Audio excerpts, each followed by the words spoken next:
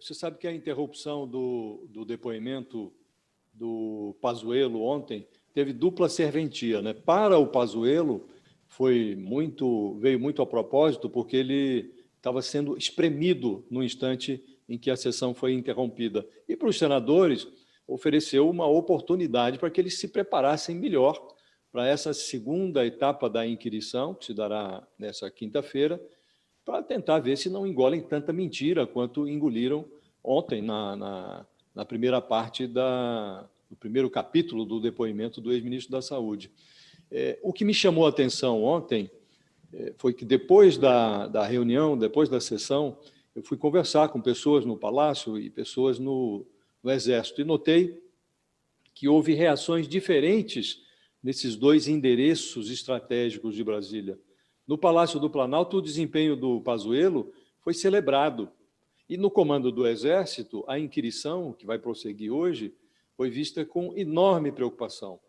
O Bolsonaro e os seus operadores na CPI avaliaram que causou uma ótima impressão o fato de Pazuello ter seguido o combinado. Ele respondeu ao interrogatório, mesmo dispondo de uma liminar que o autorizava a silenciar para não se autoincriminar. E no Exército, o que mais incomodou foram as menções que o Pazuello fez à sua formação militar.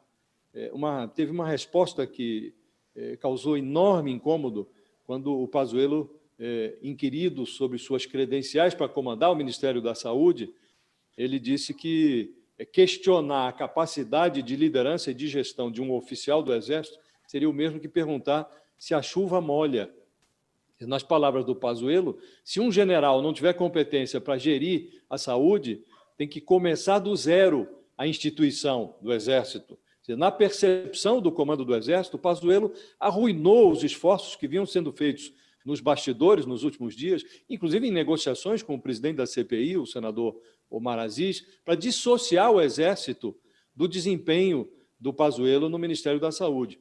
E o desgaste vai se aprofundar, porque nesta quinta-feira o Pazuello vai ser espremido para explicar as suas omissões, contradições e mentiras, e, de resto, o próprio Exército, em algum momento, vai ter que explicar por que encostou o seu prestígio no negacionismo do Bolsonaro quando aceitou a incumbência de fabricar cloroquina no seu laboratório para utilização no combate à Covid. Todo mundo sabe que a cloroquina não serve para isso.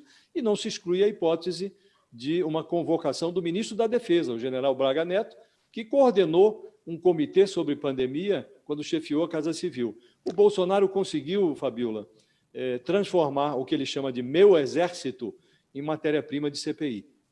Ô Josias, não te chamou a atenção o fato de ele não querer utilizar o habeas corpus que ele conseguiu, ele se colocar em risco dessa maneira e até colocar em risco não, mas ajudar ainda mais os oposicionistas a atacarem o governo Bolsonaro, porque apesar de ele se mostrar todo fortão, como você sempre diz, né, que parece que ele está falando para a tropa dele, ele em nenhum momento fica intimidado ali com nenhuma pergunta, ele resolveu não só responder, mas como todas as provas que a própria imprensa apresenta e os próprios senadores apresentam, ele resolveu responder e mentir, né?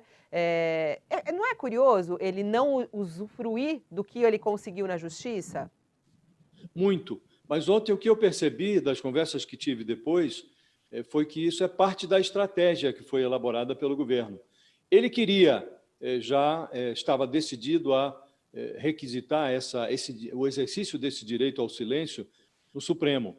E quando ele foi comunicar isto ao presidente Bolsonaro, o Bolsonaro, para manter o general sob o seu controle, adaptou a estratégia. Então, eles absorveram essa intenção do general, ótimo, então já que vai lá, muito bem, porque isso vai assegurar a você um depoimento mais urbano, as pessoas não vão te atacar tanto, mas seria muito bom, soaria muito bem, se você, dispondo desse direito de silenciar, falasse, respondesse a todas as questões. E ele aceitou esse desafio.